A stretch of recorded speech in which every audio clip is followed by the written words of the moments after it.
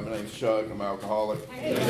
Grateful to be here tonight. Appreciate Julie asking me to speak. I knew I was going to speak this month, but didn't find out till this afternoon that it was going to be tonight. But that's one way to get Julie off the phone, I guess. Damn, she'll take your ass hostage on that phone, man. But I was busy at work when she called. I almost didn't answer. I was like, I ain't got time for this one. But I guess it's the reason you always answer your phone. You never know what's going to happen.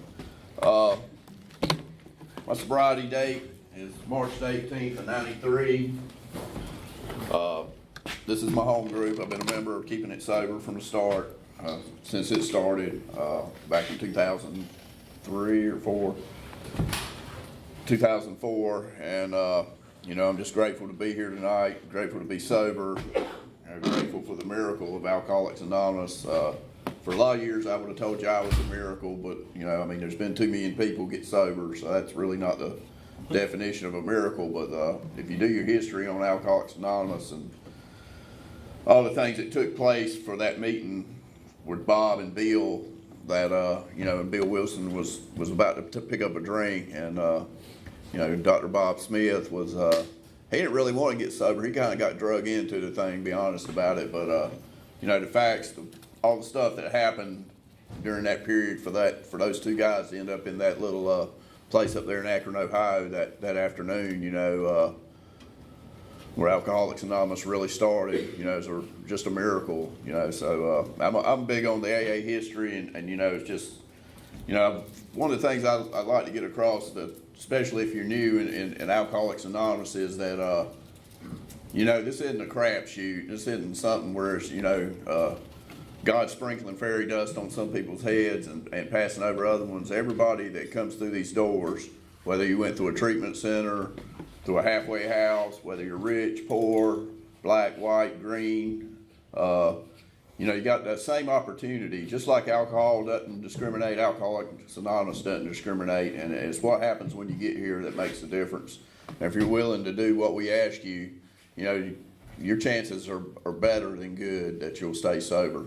And you know, I'm a guy that I'd been to Alcoholics Anonymous once back a few years before I came back to stay to get a paper signed, but when I came back the second time, I came here to bring some drugs to my brother who was in treatment, and they would bring them guys down here on the bus, you know, to the meetings, you know. And I'm standing up here with almost 26 years sobriety, so you know, if you're in here tonight, you know, you're in the right place, and God doesn't put you anywhere you don't need to be, and you know, there's no mistakes. If you've ended up in a meeting of Alcoholics Anonymous, you're probably here for the right reason. But you know, I can remember growing up, I come from an awesome family. There was never any alcohol in our house. This thing, what the hell's up with this, man? It's like, I mean, you know, it looks like something Ronnie Van Zant would have had back in the day up there singing Freebird or something. But big old knot, you're gonna hit somebody with it. But you know, I was never around any alcohol. There was no alcohol in my family, and you know, alcoholism doesn't care how you grew up. I mean, my parents couldn't give me alcoholism. You know, I was born with it. I mean, it's inherited, and I know that there's alcohol abuse and mental illness on both sides of my family going way back. You know, and it'll skip generations. But you know, I've got a younger brother that's, through the grace of God, has been clean in Narcotics Anonymous since '93 also. And you know, I've got another family member that may or may not need to come to Alcoholics Anonymous, but you know, it'd be her decision.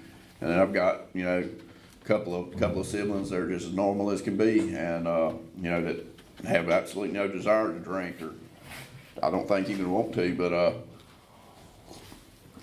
you know, we went to church. My dad, he worked hard, and he raised kids, and you know, he coached my little league baseball teams and football teams and stuff, and I can remember him bringing guys down to the house and letting them work so they could make enough money to get a pair of shoes. And I grew up down in Maxton in Robinson County. It's very, very depressed, very poor down there. And I mean, we had 5 kids. My mom didn't work. It wasn't like they had extra money, you know, and he would do stuff like that, you know, take money out of his pocket to help these kids that he coached and stuff. And you know, my mom, she's a good Christian woman, and if the Baptist church had saints, she'd probably be at the top of the list, because she's always been willing to do anything for anybody. And you know, but if you would have asked me when I was growing up, you know, it's like, I would have told you, well, my dad doesn't spend any time with me. You know, he's always playing golf or he's always working. But, you know, he took the time to coach, and he always coached all my teams and stuff like that, and which I really, you know, kind of wish I would have played for somebody else, because there's a lot of pressure when your dad's the coach, you know, because especially when you suck, and I did.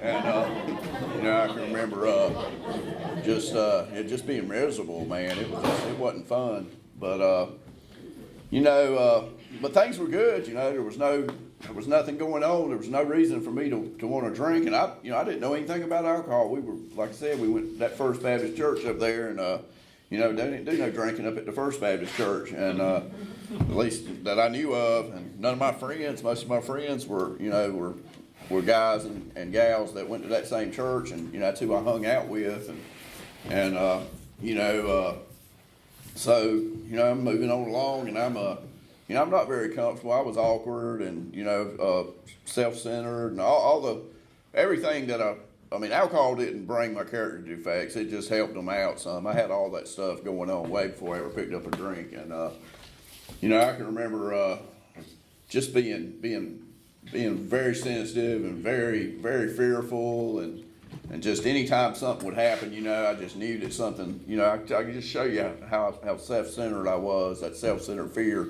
And you know, down there ain't had no none of this, you know, professional rescue squads and fire departments. They would blow a whistle, and everybody that was on the fire department or whatever would get together and, you know, go save whoever was dying or whatever. And you know, I'd be at school and I'd hear that whistle go off, and I just knew that, you know, one of my parents had been killed. And that wasn't the bad part. I mean, that's bad enough, you know, to think it's going to be, you know, I'm sure a lot of the kids would think that. But I wouldn't think about whoever was dying. I'd think about how it was going to affect me. It's like, well, you know, how am I going to make it, you know, if they're not there to pay the bills?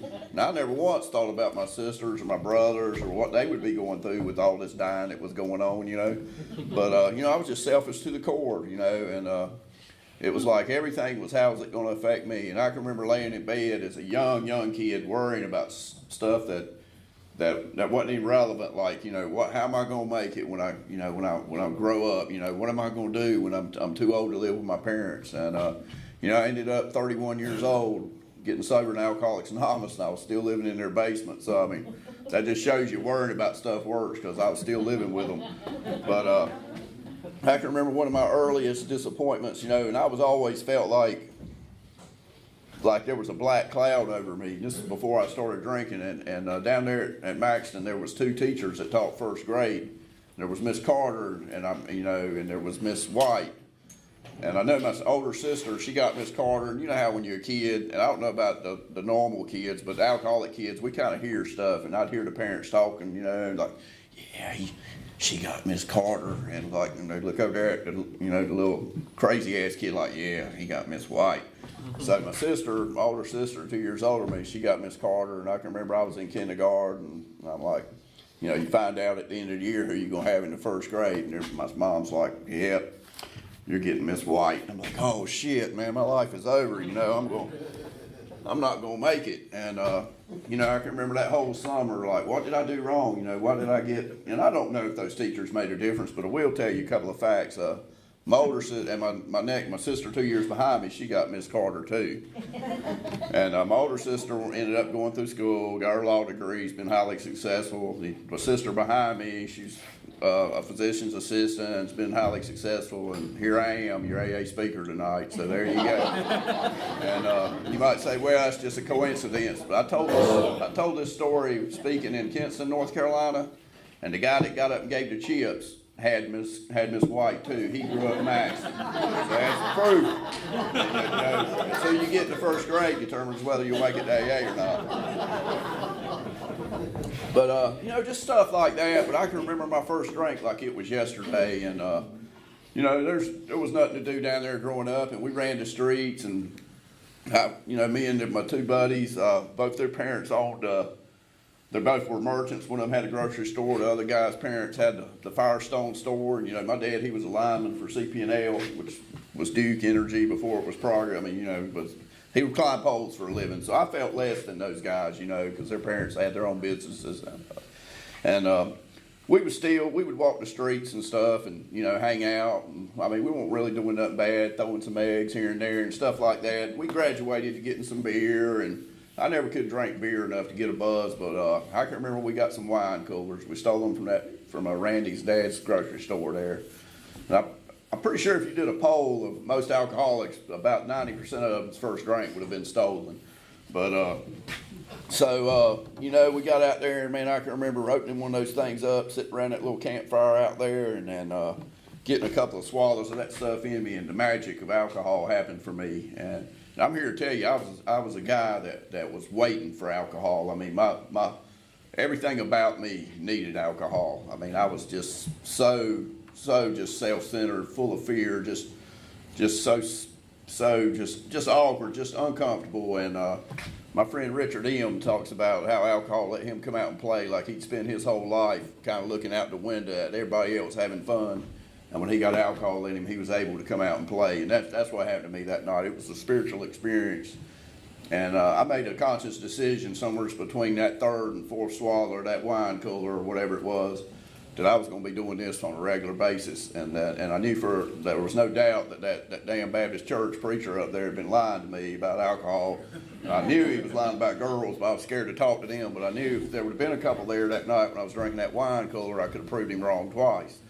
But, you know, the next morning, and I did exactly what it describes in that doctor's opinion. I remember the first time I read that when I got to Alcoholics Anonymous and actually got a sponsor in a big book. But, you know, it's like that explained everything. You know, why did I always drink like I drank? You know, I never drank to just fit in or look cool or just not, you know, just to get a little ease. I mean, I always went overboard, I always blacked out, I always got sick, always either ran out of alcohol, was physically removed, or passed out. One of those three things always happened. I never quit because, you know, I decided, oh man, I'm starting to feel it or any of that stuff. I mean, I drank to oblivion every time, always, even when I didn't want to. And that next day, man, I couldn't. I mean, I'm like, what in the world? How am I going to get more alcohol? You know, I'm living here with these parents that are just squares. You know, they don't drink at all. You know, all my friends' parents, I'm like, hey, I'm going to have to rob this grocery store next week and get some more of this stuff and just, you know, hang out here in the woods by myself because I didn't want to socialize. I wanted to get that feeling again that gave me, and it was just as magical. I mean, I chased that thing for 18 years, and, you know, I mean, I had a relationship with alcohol and drugs. I mean, it was, you know, I was willing to, I mean, it was a dysfunctional relationship, and, you know, I mean, I was willing to sacrifice everything important in my life, you know, my family, jobs, career, whatever it took, you know, for that. I mean, it was number one, you know, and it never let me down. It was always there for me, and I was always there for it, you know, and coming into Alcoholics Anonymous and making that decision to end that relationship, man, that was tough. It was a great decision. But, you know, I didn't have too many opportunities to drink there, you know, 12 years old. But I can remember the summer going into high school, things got a little easier. That summer I probably got drunk probably a handful of times because of, you know, we were starting to have the little teeny bopper parties and people would smuggle into booze. And I played in a little garage band, so we you know, we were kind of, I mean, we were like kind of cool, I guess. And we knew 3 songs, and somebody always had some beer or something, you know. And I drank liquor the first time that summer, and I didn't know you couldn't chug it like the rest of the stuff. But I can remember getting into high school, and man, I tell you what, I mean, the highlight of my drinking career was high school. I mean, it never got any better than it did in high school. And I mean, I had a good time. I mean, it was fun. You know, I started smoking weed and stuff like that, and man, I just had a blast in high school. And I didn't do no studying or nothing like that, but I mean, I had a good time. And you know, it's funny because a couple of years ago, I was at one of the Pinecrest football games. They had that senior night thing, and they bring all these kids out on the field, and they announce, you know, who they are and who's escorting them, and you know what they did while they were in school, and they're planning on going to a college, and you know, they remember this or remember that. But I'll tell you, the drunks and the stoners, we don't get no respect at the school. And you know, if I would have been walking across that field, it would have been like, And tonight, here we got little Chucky Allred walking across the field. He's being escorted by his probation officer. He plans on going to prison when he gets out of high school, and he's been voted most likely to end up in AA. But, that would have been what it was. But, I was that guy, I was the stoner back in the 70s, they showed it on the Fast Times at Ridgemont High. I fit right in that movie. And, if you needed a counterfeit or a stolen lunch ticket, I was your man, and 3 joints for $1. I started that. I was way ahead of Walmart, the blue light special, I'm telling you, man. But I was an entrepreneur. And, I ended up getting kicked out my senior year for not going to class and ended up going to night school. And just because of my mom, she made me. I ended up graduating. And, I can remember knowing... I knew it was a problem. I knew that the way I drank, that, it was costing me friendships and, a couple of girlfriends here and there. And I never really wanted a serious girlfriend. I wanted a girl, she had to have, if she had a driver's license, it was a bonus. But I didn't want one that drank like I did because, I wasn't really feeling like sharing. But, I wanted somebody that would drive me around to the parties and stuff. And, she had to look good and all that. But I didn't really want to, be bothered with anything other than that. And, it's kind of hard to find a normal girl to hang out with a drunk like us, And so I didn't have much success in that department. But, anytime I had an opportunity and there was, to have a serious relationship, my relationship with alcohol and drugs was more important, and I wasn't willing to give that up for any reason. So I ended up joining the Navy, and me and my best friend decided we were going to join the Navy. We actually were going to join the Air Force, and they wouldn't take us, so we joined the Navy. And he ended up failing the little test when you go up there, to Raleigh to do the little physical, and I ended up, by myself down in Orlando, Florida without him. And, here I am, you're in boot camp, and there's no getting out of that one. That's, one of those decisions you make that there's no backing out of. And, I really loved the Navy, but unfortunately, the way I drank and drug, it just, just wasn't meant to be. And, I was pretty much unemployable most of my drinking and drugging career. And, the Navy was one of the first jobs I lost. I got discharged after about 18 months for drug and alcohol situations. And I ended up on a bus coming back up to North Carolina from California. And I don't remember a whole lot about my time in the Navy. I knew I was drunk most of it.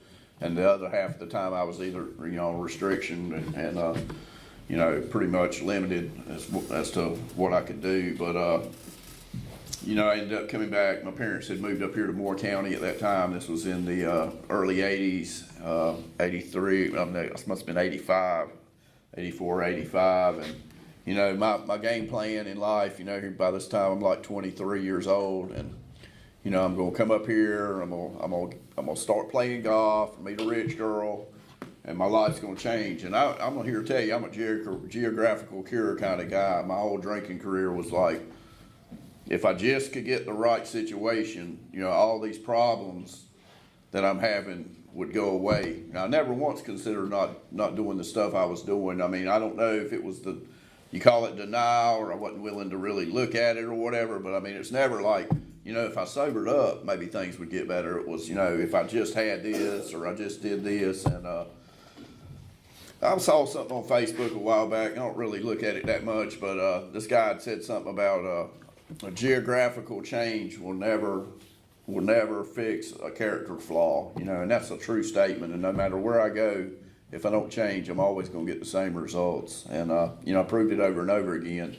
Changing jobs, changing what I was using. I jumped around. I got in a lot of trouble with one thing. I would switch to something else. But the alcohol in the pot was pretty much always there, but there was a lot of other stuff. And I don't really need to go into what I did. It's not important for me to convince you that I belong to 7 or 8 different programs, but I know that I do. But it was change my friends, change my job, move here, move there, whatever, change careers, you name it. I tried everything, and I always ended up with the same results. you know, because I never changed the one thing that needed to be changed, and that was, you know, the way I was living. So here I am, you know, it's mid-80s, and things are getting bad, and the progression of the, you know, harder and harder things that I'm doing. And I mean, you know, I'm just like those guys. I'm like old Pookie on that one. I don't know what the name of that movie was, but he was a crackhead. That was me back in the mid-80s, you know, and I'm the guy that's, you know, spending all my money every week doing that same thing, and just so depressed, and just you know, just in trouble all the time, always just about to get fired at work. I mean, you know, getting paid on Thursday, showing up on Tuesday.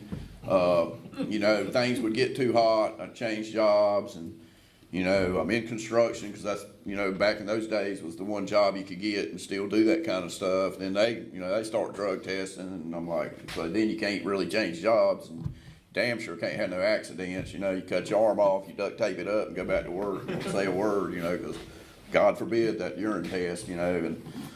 But you know, I'm always pretty much living with my parents, you know, and you know, I do a lot of out-of-town work where they put you into hotels and pay you to eat, and, you know, you work 60, 70 hours a week, and, man, I'll get paid. And I mean, this is back in the 80s, and I was making good money. I mean, I was getting paychecks as, you know, I was making as much money as my dad did. And, you know, I'm on Saturday or Sunday, I'm having to borrow money to buy cigarettes, you know. And I mean, it's just like, basically they should have just been sending my check over to the damn, you know, over there to the people I was giving all my money to. And, you know, I ended up getting a DUI somewheres in there. I think that was up here in Aberdeen, and I don't remember a whole lot about it other than them handcuffing me on the dash of the car, because I guess I didn't want to pull over. But, you know, and I lost my driver's license, and I never went and got them back. I mean, I went like 8 or 9 years without a driver's license, and I'd been eligible for like 8 of those years. You know, I just wouldn't go take the classes. I mean, you know, who's got time for that stuff? And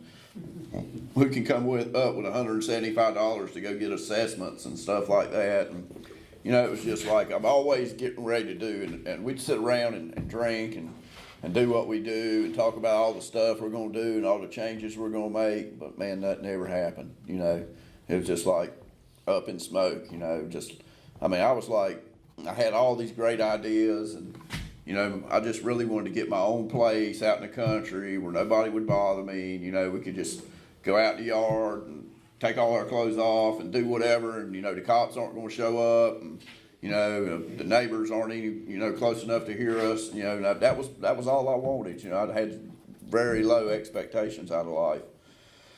And what happened was, you know, my brother, who's 9 years younger than me, he had this girlfriend that he'd been with since elementary school, and he ended up, she made him go to treatment. You know, she's like, look, you do something about this drug use and this alcohol deal, and or it's over. And he went over there and checked in that Pinehurst Treatment Center, and that was in November of '92. And you know, that's when I started coming back down here today. I had been a couple of times for some probation stuff. I was about to go to jail. They gave me the option of doing my time or going to AA and get that paper signed. We all know which one of those options you take. And but other than that, you know, I hadn't really tried to get any help, and you know, so he's in treatment, and I'm down here bringing him a couple of joints, you know, to the AA meeting on a Thursday night, because you know, I mean, my God, if I was in there, I'd hope he'd do the same for me. And you know, because I mean, our mindset is, you know, the denial's so deep, and I mean, just no understanding of this thing that if we get off that one substance that's really causing all the problems, that everything will go back to normal, which really normal was never that great, you know, but it wasn't nearly as bad as what it was. And you know, I ran into a guy down here that I used to party with, and I knew he was just like I was. And you know, back in those days, Aberdeen was like it was like high class. Everybody wore suits and ties when they came to the speaker meetings and stuff like that. And I couldn't relate. I mean, I knew I wasn't like none of these, you know, these older guys that I saw in here and stuff, all dressed up. But I knew this guy. I knew Mark was. I knew he was just like me, and he'd been sober about 5 years, and his life had changed. And So we talked one night after one of those meetings, and I, like I said, I was a supporter for my brother while he was in treatment, really. And Mark kind of told me about what had happened to him since he'd been Alcoholics Anonymous. And I'm not here to tell you that I was attracted in any serenity or, knowing any peace or anything like that. But what I did like about him was, he had a nice truck. He had his own business. He just built a house, and he had a wife and had a kid on the way. All the things I just laid in bed and dreamed about having, and I just never could figure out how people had this kind of stuff, And but I knew he was like me, and that was the first time since I was probably in high school that I had a little bit of hope that maybe my life could be different. And so I did what he told me to do, and I started coming to AA meetings and hanging out at AA, and that was pretty much about around the time the little marathon thing started.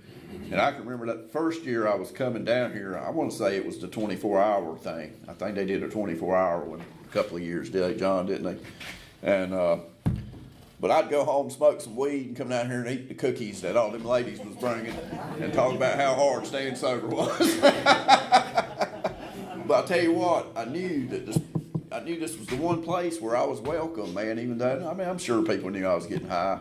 But, nobody said, hey, look, dude, you need to, load your shit up and get out of here. We don't want anybody that gets high coming to AA. It's like I can remember being at a meeting not too long ago, it was a couple of years ago, and some guy must have had some alcohol on his breath. I didn't smell it, but some lady's like, I can't believe somebody come to an AA meeting drinking. I'm thinking, what? Like, that's what we need. When I first got sober, there'd be more drunk people in the meetings than sober, The treatment centers, I love them to death, but they kind of run that stuff for us. They're already sober by the time they get here. But imagine what Bill and Bob would have said if somebody came to their house drunk. Well, they all came drunk. They went and drugged their ass out of damn, the psych wards and off of Skid Road and sobered them up. That's what we do. But, nobody ever said anything. They loved me, and, I was treated just like anybody else. And, it ended up taking me about 4 months to get my first 30-day chip. Like I said, my sobriety date's in March, and I started coming in December of that year, in 92. And so what happened was, I hung around Alcoholics Anonymous, and you hang around here, you end up, your life will change. And, even though I wasn't really doing anything, I got a sponsor, I had his number in my pocket, and I'd point at him if somebody asked who he was. He'd pick me up for meetings every now and then, and, I was quick to throw his name out there. Yeah, Ray's my sponsor. And everybody knew Ray, because Ray was one of those guys that was in AA, and he was in service, and, he was like the most awesome guy. He was the first male person that I was ever really able to trust and have a intimate relationship with, and not intimate like like with a woman. I'm talking about I trusted this guy, I let him know everything, and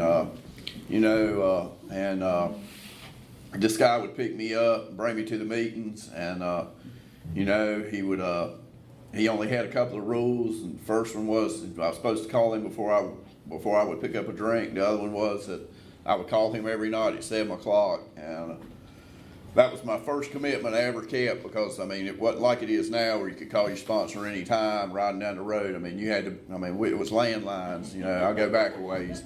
You had to be at home, and he had to be at home at that same time, and it wasn't 7:05 or it wasn't 5 till 7, it was 7 o'clock. And I would call him, he'd be like, we'd talk a little bit about our day and stuff, and he would throw it out there. He's like, well, I'm thinking about going over to Episcopal to the speaker meeting. And he'd wait for me to ask for a ride, because I'm one of those guys that's got low self-esteem, but I'm an egomaniac. I'm not willing to ask for help. And I can remember when I first started coming to meetings, my mom they were more than willing to drop me off down here, but they wouldn't come back and get me. And I would go out there, and I was embarrassed to let anybody know that I needed a ride, so I'd stand out here. And people would be like, I was like, no, they're coming. And I'd wait for everybody to leave, then I'd walk home. Just insanity, But I was so embarrassed to let anybody know that, I'm a 31-year-old loser, that my parents wanted to come pick me up to come back and live in their basement, And that's alcoholism right there. Debbie was here. She remembers me. And, it was huge for me to be able to ask that guy to pick me up to go to that meeting. That was like jumping over a mountain for me. And, that was my first commitment. That's where, and everything that I do today, running a business, being able to pay bills, all that stuff started in Alcoholics Anonymous by learning how to keep these little commitments, like making a gratitude list, calling my sponsor every day, making the coffee, being on time. That's back when you had to show up an hour early to make the coffee because the pot was bigger than I was. And, I weighed 90 pounds when I walked through the doors of Alcoholics Anonymous, literally. And I was 31 years old.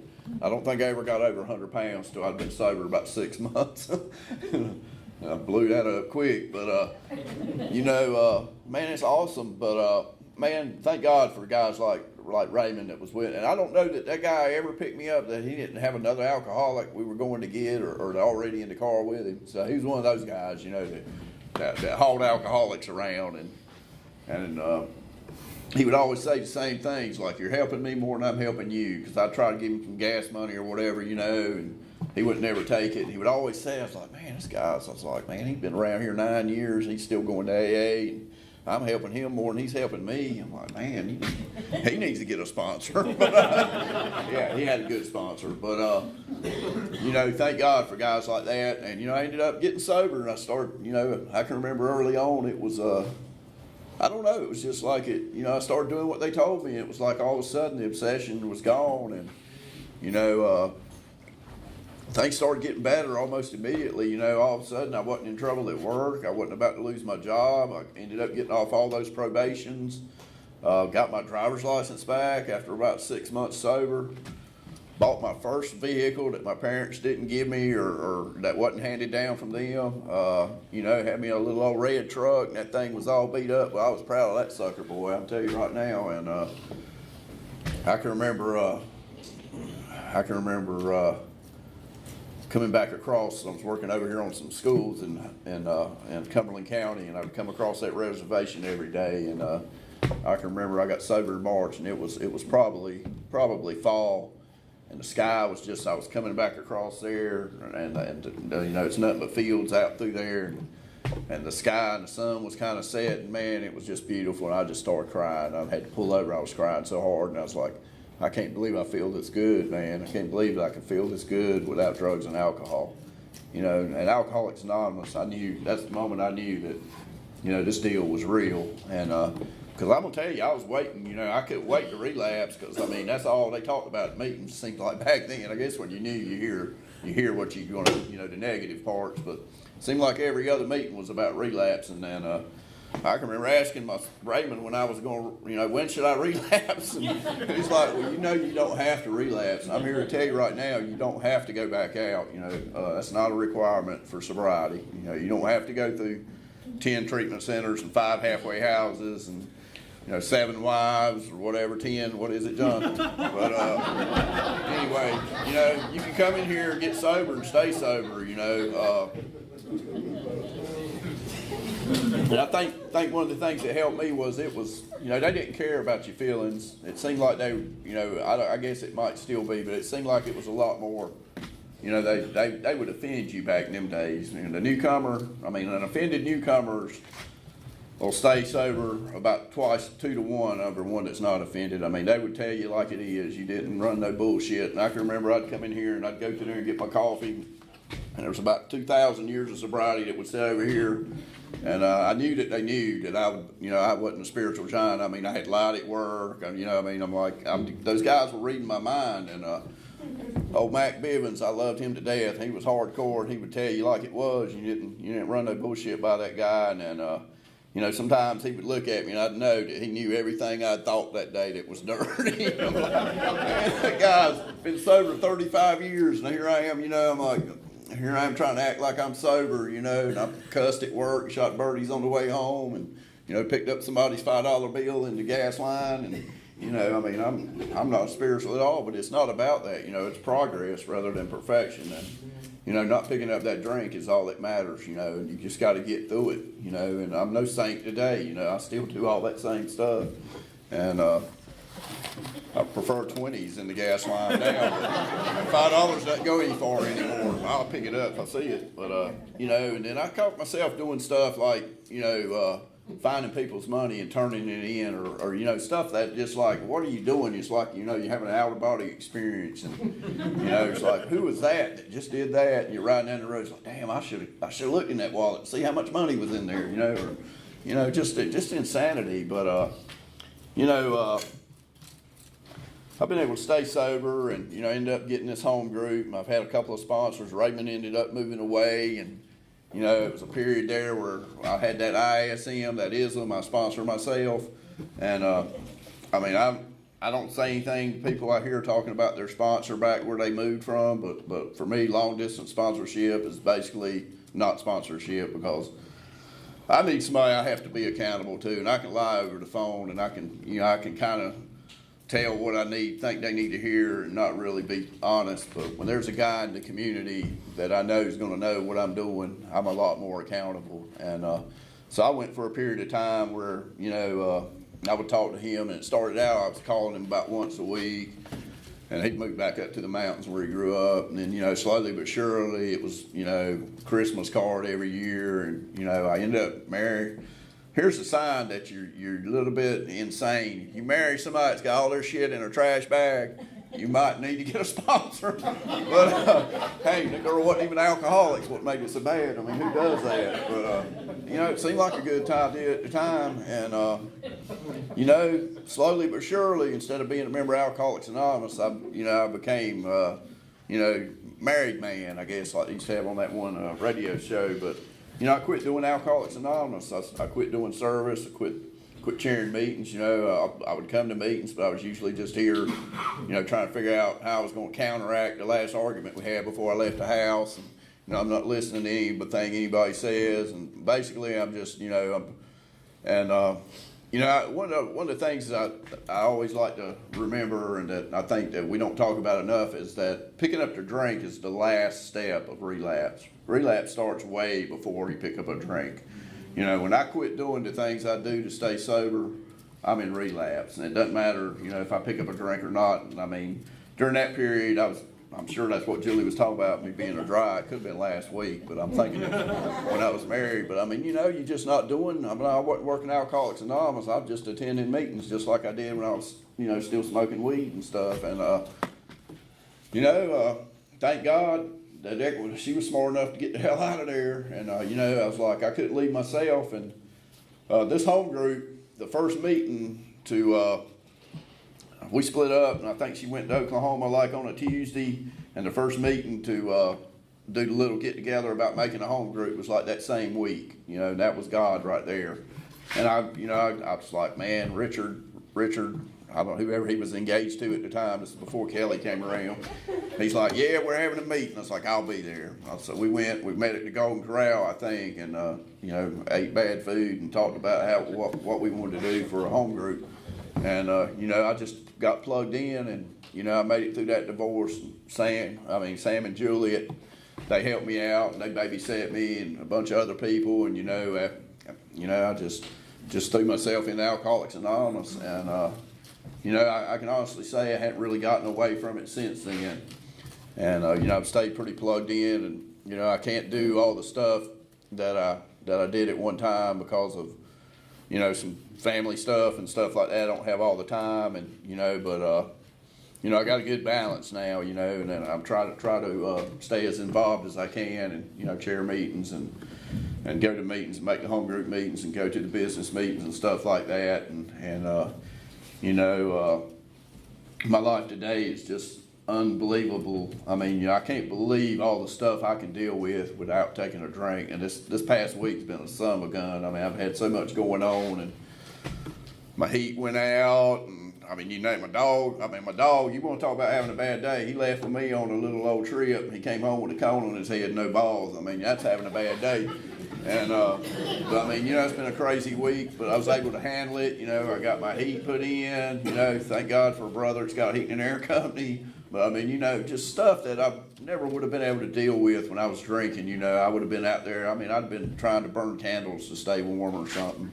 You know, it was just life was just unmanageable. I mean, I could never figure out. I could never make decisions that were, you know, that were good. I mean, it was just. I mean, it was like how to live life was like all scrambled up, and I never got the directions on how to decipher it, and, thank God for Alcoholics Anonymous that, I've been able to stick around, and, just like I said, everything I know about how to live, I learned here, it's just about responsibility and showing up.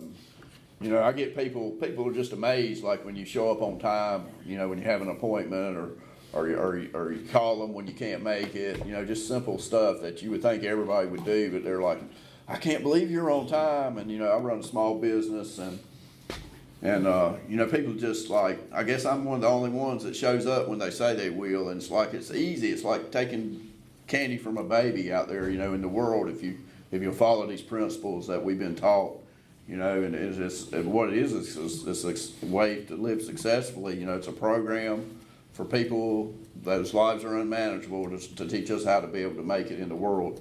And, sobriety is just one part of that, but being able to be successful and be sober, and then you can, if you're in here and you're new, you can do anything you want to. I mean, you can go to school and get your degree, you can start your own business, you can just be an employee, you can get married and have kids and own a home, and all that stuff that, that we dreamed about for years, that we could never figure out how do people do that. And I mean, I'm a low bottom drunk. I never got, I was 12 years old when I started drinking, and I was here to tell you I was 12 years old mentally and emotionally when I got to Alcoholics Anonymous. I never got past that. And, my skills on how to live never got any better than they were when I was 12 and I picked up that first drink. I've lived with my parents. I could never do anything on my own. I could never make it. I was just like, I was like a big ass loser. I was so ashamed of who I was, and my self-esteem was like at the bottom of the barrel. And, it's just amazing the changes that can happen in Alcoholics Anonymous. But you got to be patient, and don't come in here and after 6 months, because things get better, think that you've got it made, that you can go on out now and live your life. You've got to stay in here. The people that stay around here stay sober.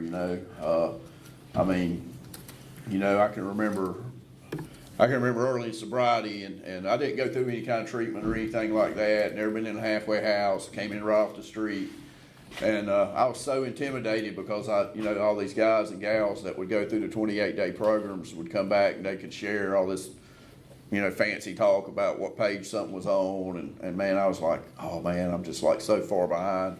But I hung around, and a lot of them people, they just, if you're new in here, you look around, and then you come back in about 6 months, if you're still coming, you look around again, and I'm telling you what, this thing is real, and it's going to kill you if you don't take it serious.